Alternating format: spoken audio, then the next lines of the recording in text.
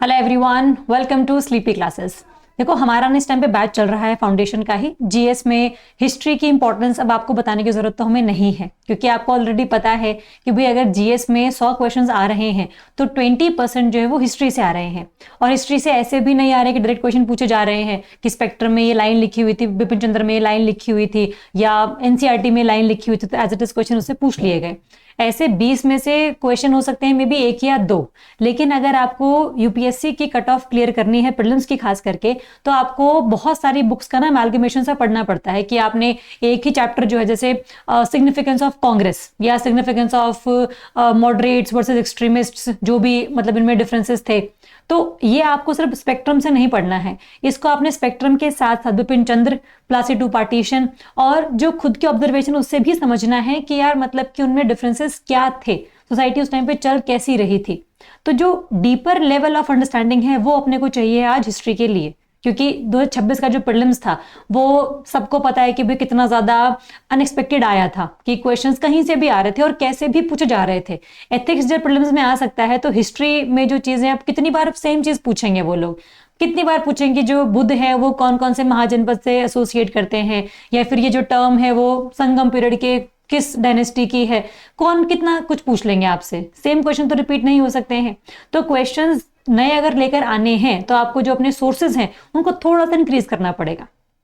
तो अगर हिस्ट्री आप पढ़ना चाहते हैं अच्छे से, जिसमें आपको प्रॉपर यूपीएससी लेवल की तैयारी करनी है, जिसमें प्रीलिम्स मेंस के आंसर राइटिंग्स आपको लिखवाए जाएं कि what is the difference between administration of Maurya versus गुप्त, और क्या आपका पूरा का पूरा जो गुप्त एम्पायर था वो सेंट्रलाइज्ड ज्यादा था या मॉडर्न एम्पायर ज्यादा सेंट्रलाइज्ड था, और मॉडर्न एम्पायर सेंट्रलाइज्ड होने के साथ साथ कैसे डिसेंट्रलाइज्ड भी था, उसके एविडेंसेस हमारे पास कौन कौन से मिलते हैं। तो ये जो एक अंडरस्टैंडिंग सी है थोड़ी सी अपने को होनी चाहिए कि यार एम्पायर्स जो हैं बेसिकली वो कहां पर थे, वो वहीं पर ही क्यों थे, उनके अलग अलग राजाओं ने क्या क्या काम किया, उनकी सिग्निफिकेंस क्या थी, उनके पीछे की जो कहानियां हैं वो क्या थी, ताकि जो प्रॉपर हमारे पास एक स्टेज है ना, जो प्लेटफॉर्म है वो क्रिएट हो जाए, सो दैट इसके ऊपर कोई भी आपसे क्वेश्चन पूछेगा कोई तो आपको वो आता होगा। So that is the idea कि भाई आपने हिस्ट्री जो है वो सिर्फ हिस्ट्री के तौर पे नहीं समझनी है, आपने यूपीएससी के लिए समझनी है। कोई फैक्ट बहुत रोचक हो सकता है, इररिलेवेंट हो सकता है, लेकिन वो यूपीएससी के लिए इंपॉर्टेंट हो जरूरी नहीं है ऐसा। तो हमें उस डायरेक्शन में ना जाते हुए हमें यूपीएससी के लिए तैयारी करनी है कि क्वेश्चन किस फॉर्म में बन सकते हैं।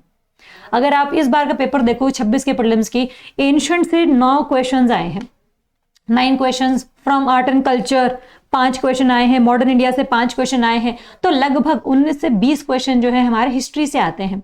वो अलग बात है कि मिडिवल से इस बार एक भी क्वेश्चन नहीं आया, पिछली बार भी सिर्फ एक क्वेश्चन ही आया था, लेकिन मिडिवल इंडिया का जो इंपॉर्टेंस है मेंस के लिए वो बहुत ज्यादा जरूरी है हमारे लिए।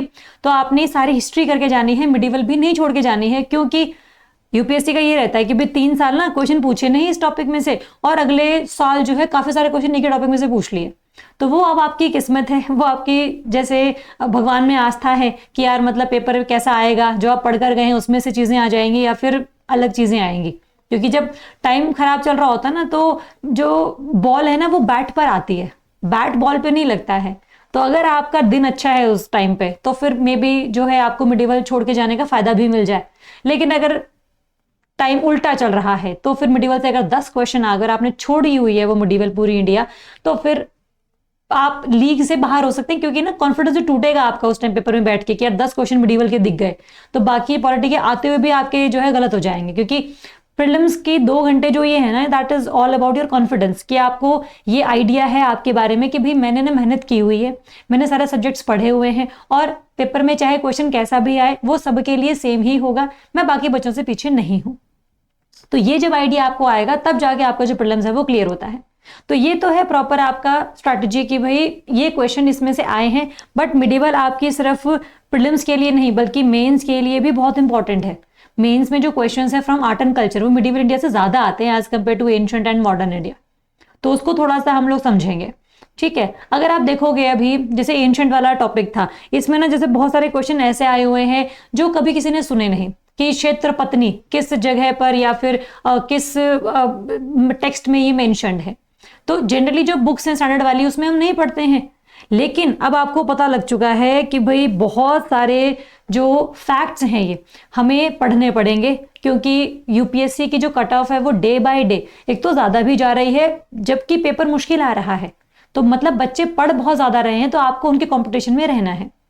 एक तो ये, इसके अलावा अब आपको ना जैसे आर्कोलॉजिकल नुआंसेस हैं कि जो क्वेश्चन है वो हड़प्पन पे आए हुए हैं, लेकिन ना हड़प्पा के सिंपल क्वेश्चन नहीं आए हुए कि ये जगह है और इसमें क्या क्या आपको चीजें मिली हैं, ऐसा नहीं है। जो बेसिक डिटेल्स हैं उनके आगे बढ़ के चीजें पूछी जा रही हैं कि भाई बरियल्स तो देखो हर जगह पे थे, लेकिन ऐसी कौन सी जगह थी जहां पर ह्यूमन और डॉग का बरियल मिला है, तो वो कौन सी साइट है ऐसी, तो that may be very famous site. लेकिन ऐसी चीजें और बहुत सारे साइट्स के लिए हमें पता भी नहीं है जो बुक्स में नहीं लिखी हुई हैं। लेकिन अगर आप अपने सोर्सेस को हल्का सा डाइवर्सिफाई करोगे ना, तो जो आपका एंशिएंट इंडिया का चाहे हड़प्पन कल्चर है, चाहे वैदिक कल्चर है, चाहे महाजनपद है, मौर्य है, मगध एम्पायर है, ये आपके सारे क्लियर होने शुरू हो जाते हैं, क्योंकि आपकी डाइवर्सिफिकेशन ऑफ नोट्स है। लेकिन आपको इसके लिए ना बहुत ऐसे यहाँ वहां भागने की जरूरत नहीं है। अगर आप किसी टीचर से पढ़ रहे हैं, आपके पास पर्टिकुलर नोट्स हैं, तो अगर वो सारे के सारे उन सारी चीजों को मिलके बनाए हुए हैं, तो फिर आपको नोट्स के अलावा और कुछ पढ़ने की जरूरत नहीं है। बट आपने नोट्स बहुत बार पढ़ने हैं, क्योंकि रिवीजन के बिना हमारी बात नहीं बनेगी। एक ही नोट्स को कम से कम 15 से 20 बार आपने पढ़ना है। बिल्कुल ऐसे काला कर देना नोट्स को कि कभी ग्रीन हाइलाइटर यूज कर रहे हैं, कभी रेड हाइलाइटर यूज कर रहे हैं, तो इतनी बार गो थ्रू हो रखे हैं आप उस नोट से कि आपको ये भी याद है कि ये वाला जो टेक्स्ट है, ये वाला जो पैराग्राफ है, वो पेज पे इस साइड है या इस साइड है, या पेज के ऊपर है या नीचे है। उतना हम लोगों को लेवल लेकर आना है अपना नोट्स के रिगार्डिंग। मॉडर्न इंडिया में भी बहुत सारी जो पॉलिसीज हैं वो अब अपने को पढ़नी है। जैसे कि बहुत सारी चीजें हम लोगों ने ऑलरेडी पढ़ी हुई है, लेकिन यार फिर भी ना, जैसे अवध का समरी सेटलमेंट हो गया, या फिर एक्सचेंज रेट पॉलिसीज हो गई, या हिल्टन यंग्स कमीशंस की। तो कहने का मतलब ये है कि बहुत ना डाइवर्सिफाई हो रही हैं चीजें। एक तो हॉरिजॉन्टली भी आपका जो एरिया है वो बढ़ रहा है चीजों को पूछे जाने का, और जो वर्टिकली डेप्थ है वो भी बढ़ रही है। तो अब ना बहुत ज्यादा ऐसे नहीं है कि यूपीएससी एसएससी के जैसा है, जो एसएससी में लूसेंट में से हम हिस्ट्री पढ़ते हैं वही यूपीएससी में हमारे काम आ जाएगा। थोड़ा सा सिस्टम तो चेंज हो चुका है इसमें। और इसी के साथ ना आपको जो बहुत सारे जैसे मूवमेंट्स हैं वो हम पढ़ाते हैं, जैसे एका मूवमेंट है, तिभागा मूवमेंट है, लेकिन ना बहुत सारे जो इसमें लीडर्स हैं वो भी अब ऐड करने पड़ने हैं अपने को, क्योंकि स्पेक्ट्रम में देखो बहुत लीडर्स ऐड हुए हैं। तो अगर यूपीएससी चाहता है कि मुझे अपना जो पेपर है वो डिफिकल्ट बनाना है, या फिर मुझे बच्चों को एलिमिनेट करना है इस पूरी स्टेज से, तो वो ऑब्वियसली वो ऐसे फैक्ट उठाएगा जो बहुत सारे बच्चे स्किप कर देंगे या फिर उनको लगेगा तो इररिलेवेंट है। लेकिन आपको थोड़ा स्टोरी फॉर्म में चीजों को पढ़ना पड़ेगा, सो दैट जो ये फैक्ट्स हैं वो भी हमारे ना रह जाएं। क्योंकि अगर हम बोलेंगे मुझे कॉन्सेप्ट याद होता है, मुझे तो मैं तो कॉन्सेप्ट ही याद करूंगा, तो उससे बात नहीं बनने वाली। कॉन्सेप्ट के साथ साथ जो फैक्ट है, जो रट्टा है, जो मेमोराइजेशन है, वो भी अपने को स्ट्रॉन्ग रखनी पड़ेगी, क्योंकि पेपर में दोनों चीजें ही हमारे काम आती हैं। तो है ना, तो इस हिसाब से अपने को हम लोगों ने तैयार करना है that we are preparing for UPSC, we have to memorize things, we have to understand the concept as well. और हम लोगों को सेम चीज जो है प्रीलिम्स और मेंस में लिख कर या फिर टिक कर आनी है। सो अपनी पर्सनैलिटी को उस हिसाब से हम लोगों ने शेप करना है कि हमने पढ़ने से पीछे नहीं हटना है। कोई भी फैक्ट आ जाए, कोशिश करो कि आप उसको याद कर लें और किसी जगह पे लिख लें, ताकि आप उसको बाद में रिवाइज भी कर सकें। अगर आप रिवाइज नहीं कर पा रहे हैं तो थोड़ी सी मुश्किल वाली बात है उसमें, क्योंकि एक बार पढ़ के चीजें नहीं आपको इतना ज्यादा याद रहेंगी पेपर में बैठ के, जब तक रिवीजन बार बार नहीं हो रही है। सो ये ना हम लोगों ने थोड़ा सा आइडिया निकाला है कि भाई जो चीजें हैं वो कैसे पूछी जा रही है। जैसे आर्ट एंड कल्चर है, उसमें म्यूजिक पे बहुत ध्यान दिया जा रहा है, आपकी हिंदुस्तानी म्यूजिक कब शुरू हुआ, उसके कौन कौन से जो है बढ़िया पैटर्न्स थे, या कर्नाटिक म्यूजिक को किसने शुरू किया, उसमें उसको आगे लेकर जाने वाले कौन कौन से लीडर्स थे। इसके अलावा विजुअल हेरिटेज, अब पेंटिंग से क्वेश्चन हमेशा आता ही है। तो कहने का मतलब ये है कि यार अगर 10 क्वेश्चन आर्ट एंड कल्चर में से आए हैं, 6 क्वेश्चन आए हैं, उसमें से आपके 4 या 5 तो आपको आते होंगे। जो गेम है वो बाकी 4-5 की है, लेकिन अपने को 20 में से 20 भी क्लियर नहीं करने हैं, ऐसी भी बात नहीं है। लेकिन यार कम से कम 12-13 क्वेश्चन तो हम ठीक करके आना मतलब चाहेंगे ना, so that UPSC cut off जब अगर 70 भी जाते तो अपने कम से कम 80-90 नंबर तो आए, ताकि ये ना हो कि यार अब प्रीलिम्स का रिजल्ट आएगा उसके बाद ही मेंस की तैयारी शुरू करूंगा मैं। तो ये हम उस फेज से बच जाएंगे, उस ट्रांजिशन से हम बच जाएंगे कि यार टाइम वेस्ट ना हो हमारा। तो इसके लिए ना आपको जो स्ट्रैटेजी है वो थोड़ी सी ऐसे इंटीग्रेट करनी पड़ेगी, जिसमें आपको जो पूरी एनसीईआरटीज हैं, जो डिफरेंट स्टैंडर्ड बुक्स हैं वो पढ़नी पड़ेंगी। आपको जो है किसी से सुनना पड़ेगा, क्योंकि सुनी हुई चीज ज्यादा याद रहती है। अगर मैं आपको आज अशोक के बारे में पढ़ाती तो फिर आपको चीजें वो ज्यादा याद होती डिफरेंट फैक्ट्स के साथ, है ना, क्योंकि सुनने से हमारी मेमोरी में चीजें जाती तो हैं, है ना। किसी का बोला हुआ ताना भी बहुत ज्यादा याद रहता है, तो सुनना इज वेरी वेरी इंपॉर्टेंट। इसके अलावा फोकस करना है भाई कि भाई कौन से टॉपिक में से ज्यादा क्वेश्चन आ सकते हैं, you have to consolidate your notes. यहाँ वहां बिखरे नहीं कि भाई ये एनसीईआरटी के नोट्स हैं, ये उसके नोट्स हैं, ये उसके नोट्स हैं, सारे नोट्स आपके एक ही जगह पर हैं। इससे ना हल्का सा आपको ये लगेगा कि यार मेरी ना तैयारी बिल्कुल कंसोलिडेटेड है, रिवीजन करने में आसानी रहती है कि एक ही टॉपिक का ये वाला पोर्शन भी इसी नोट्स में है और ये वाला पोर्शन भी इसी नोट्स में है, यहाँ भागने की जरूरत नहीं है। और पीवाईक्यूज करो भाई, पीवाईक्यू से फर्क पड़ता है, पीवाईक्यूज जैसे आते हैं उसका ही हल्का सा मॉडिफाइड फॉर्म में आपको नेक्स्ट ईयर क्वेश्चन पूछा जाता है, क्योंकि हिस्ट्री में कितना ही कुछ नया आ जाएगा यार, मतलब वही एंशंट है, वही मिडिवल है, वही मॉडर्न है, पिछले कितने सालों से 40-50 सालों से पेपर होता हुआ आ रहा है, तो कितना ही कुछ नया पूछ लेंगे ये तो। लेकिन जो चीजें पूछी गई उसको अलग तरीके से पूछ सकते हैं ये, तो पीवाईक्यूज इंपॉर्टेंट है, वो हम करेंगे। एंड साथ में जो आपकी रिवीजन के नोट्स हैं, जैसे ना मान लो कि मैंने आपको अशोक पढ़ाया तो उसको आपके पास 6 पेज बन गए, लेकिन अशोक को मैं 1 पेज के नोट्स भी आप लोगों को दूंगी सो दैट आप रिवाइज अच्छे से कर सकें, क्योंकि जो कहानी है वो तो अपने को पता ही है अब, लेकिन जो फैक्ट है जो इसमें से हमने सारी चीजें निकाली कि ये तो याद होनी ही चाहिए हमें, और वो फैक्ट याद करने के लिए कहानी सबकॉन्शियस माइंड में हमारी होनी चाहिए।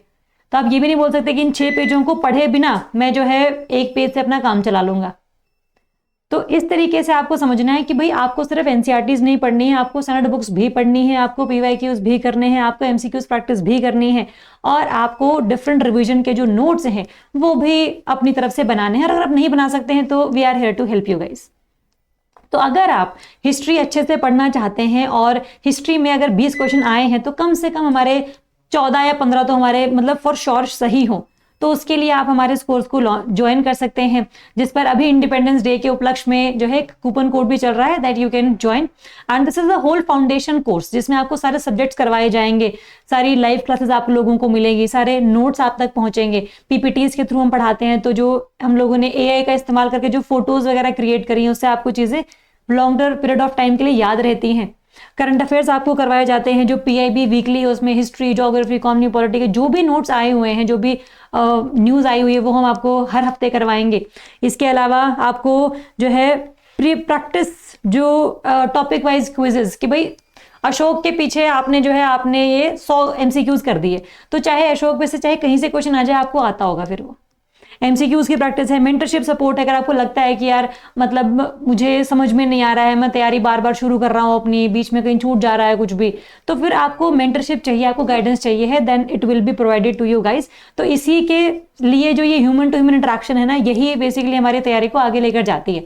अदरवाइज यूट्यूब पे बहुत चीजें फ्री में अवेलेबल है, लेकिन आप कितना छांटोगे उसको, किससे क्या पढ़ना है, यू विल बी कंफ्यूज्ड, तो आप उनसे बात भी नहीं कर पाएंगे। तो जो एक आपकी एक जो स्ट्रैटेजी है जो चेंज होनी है हर महीने के लिए, तो फिर वो हमारी रह जाती है। तो इसीलिए कांस्टेंट सपोर्ट हमें चाहिए होता है कि तैयारी हमारी सही ढंग से हो जाए और प्रॉपर नोट्स हमारे पास हो। कोई भी अगर हमारे पास एक गो टू पर्सन है कि यार मुझे समझ में नहीं आ रहा है तो मुझे कुछ बताओ कैसे करना है कैसे नहीं करना है, तो that will be provided to you guys. And live classes हैं, करंट अफेयर्स हैं, एमसीक्यूज हैं, टेस्ट सीरीज है, सब कुछ आपका इसमें इंक्लूडेड है। And coupon code is still available, you can join this course. अगर आपको कोई भी डाउट रहता है किसी भी चीज के रिगार्डिंग तो आप इस दिए नंबर पे कॉल कर सकते हैं, आप हमें मेल भी कर सकते हैं। कोई भी दिक्कत रहेगी तो प्लीज कॉल कीजिएगा। And thank you so much, all the best to you guys.